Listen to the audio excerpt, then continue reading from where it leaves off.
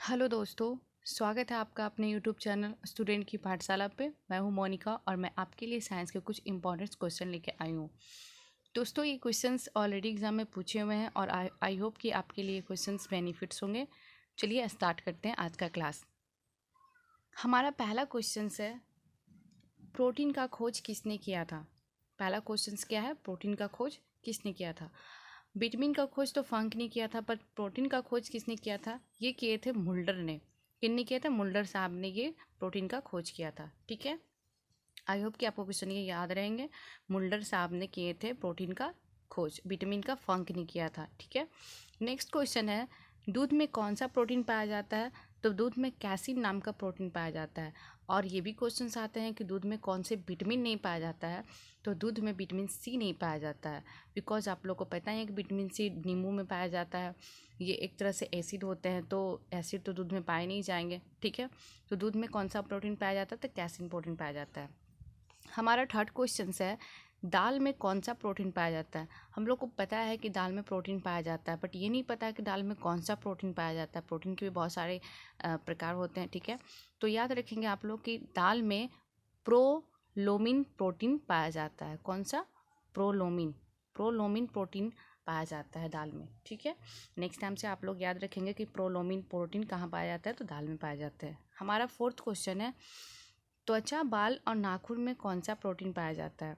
ठीक है, ये जो त्वचा, बाल और नाखून, इनमें से बाल और नाखून जो होते हैं वो हमारे बॉडी में से अपशिष्ट होते हैं, जिनका हमारे बॉडी में कोई यूज नहीं होता है। ठीक है, एक अपेंडिक्स भी होता है। तो त्वचा, बाल और नाखून में कौन सा प्रोटीन पाया जाता है, तो ये कैरोटीन पाया जाता है। कौन सा, कैरोटीन। कैरोटीन प्रोटीन पाया जाता है त्वचा, बाल और नाखून में। चलिए नेक्स्ट क्वेश्चन है हमारा। नेक्स्ट क्वेश्चन है कि रक्त में यूरिक अम्ल की कमी से कौन सा रोग होता है। रक्त में, ब्लड में यूरिक अम्ल की कमी से कौन सा रोग होता है। तो ब्लड में जब यूरिक एसिड का कमी हो जाता है तो गठिया रोग होता है। कौन सा रोग होता है, गठिया। अभी गठिया रोग कहाँ होता है, तो हमारे बॉडी में जो हड्डियों का जॉइंट होता है, जैसे घुटने में होता है, हाथ में भी होता है जॉइंट। ठीक है, तो जहाँ जहाँ जॉइंट होता है ना, ये एज होने पे होता है ज़्यादातर। किसी का मतलब 60+ हो गया हो तो उनकी जो हड्डी होती है वो थोड़ा सा नॉर्मल सा हो जाता है, तो उनका वो उतना मतलब काम नहीं कर पाते हैं, जिस कारण से ये होता है, रक्त में यूरिक अम्ल की कमी से होता है। ठीक है, एज होने पे होता है ये गठिया रोग। नॉर्मल सा है, ये गठिया रोग होता है जो दर्द होता है। ठीक है, हाँ, हड्डी के पास, जॉइंट के पास। नेक्स्ट क्वेश्चन हमारा है, मस्तिष्क में कौन से भाग को जीवन की वृक्ष कहा जाता है। मस्तिष्क हमारा 3 पार्ट का होता है, अग्र मस्तिष्क होता है, मध्य मस्तिष्क होता है, पश्च मस्तिष्क होता है। ठीक है, तो सेरिबेलम जो होता है, सेरिबेलम जो होता है ये हमारे पश्च मस्तिष्क का भाग है। ठीक है, एक सेरिब्रम होता है, एक सेरिबेलम होता है। सेरिब्रम जो होता है वो हमारा अग्र मस्तिष्क का पार्ट होता है, और सेरिबेलम जो हमारा पश्च मस्तिष्क का भाग पार्ट होता है।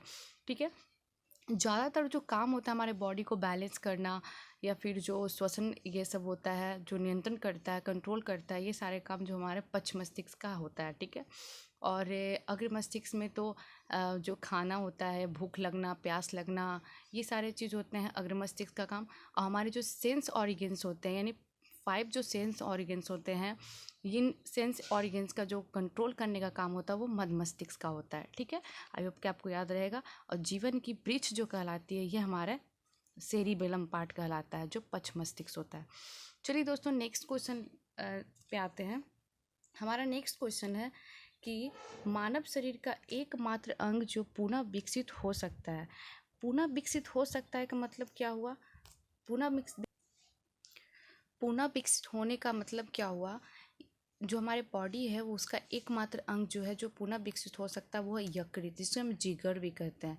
ठीक है, लीवर, जिसका इंग्लिश होता है लीवर होता है। पुनः विकसित का मतलब क्या होता है कि मतलब कि जैसे कि ये, इसमें अगर किसी भी प्रकार का इफ़ेक्ट हो, या फिर किसी भी प्रकार का इफ़ेक्ट होता हो यकृत के अंदर, और खुद को वो मरम्मत कर सकता है। मतलब उनमें इतनी पावर होती है कि वो उसे दोबारा विकसित करने की पावर होती है, और वह उसे खुद ब खुद उसको ठीक कर सकता है। तो हमारे बॉडी का मात्र एकमात्र अंग ऐसा होता है यकृत, जो उस पुनः विकसित हो सकता है। ठीक है, नेक्स्ट क्वेश्चन है कि आँखों का रंग किस पर निर्भर करता है। आँखों का जो रंग होता है, जैसे किसी का आइज़ ब्राउन होता है, किसी का आइज़ ब्लैक होता है, किसी का आइज़ ब्लू होता है, उस तरह से ही जो आइज़ का जो रंग होता है, कलर होता है, ये किस पे डिपेंड करता है, तो ये आइरिस पे डिपेंड करता है। किस पे डिपेंड करता है? आइरिस पे क्वेश्चंस पूछे हुए हैं और एग्जाम में ऑलरेडी पूछे ही जाते हैं, हमेशा रिपीटेड क्वेश्चंस होते हैं ये सारे। तो ये आइरिस पे डिपेंड करता है। चलिए, हमारा 9th नंबर क्वेश्चन है कि सड़े हुए अंडे से कौन सी बदबू आती है। बदबू किसके कारण आती है? तो सड़े हुए अंडे से जो बदबू आती है वो H2S के द्वारा आती है। किसके द्वारा? H2S से आती है। वैसे भी अंडा जब सड़ जाता है तो बहुत ही तीव्र प्रकार की बदबू आती है उसमें, तो वो जो होता है वो बदबू वो H2S के द्वारा होता है। हमारा आज का लास्ट क्वेश्चन है कि प्रोटीन किसकी बहुलक होते हैं। प्रोटीन किसकी बहुलक होते हैं? तो प्रोटीन किसकी बहुलक होते हैं? अमीनो अम्ल की। और पता है आपको कि 20 अमीनो अम्ल मिलकर प्रोटीन का निर्माण करते हैं। कितने अमीनो अम्ल? 20 अमीनो अम्ल मिलकर प्रोटीन का निर्माण करते हैं।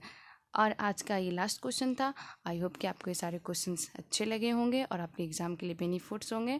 Thank you so much for watching this video. और अगर आपको ये अच्छा लगा तो लाइक और सब्सक्राइब कीजिए। Thank you.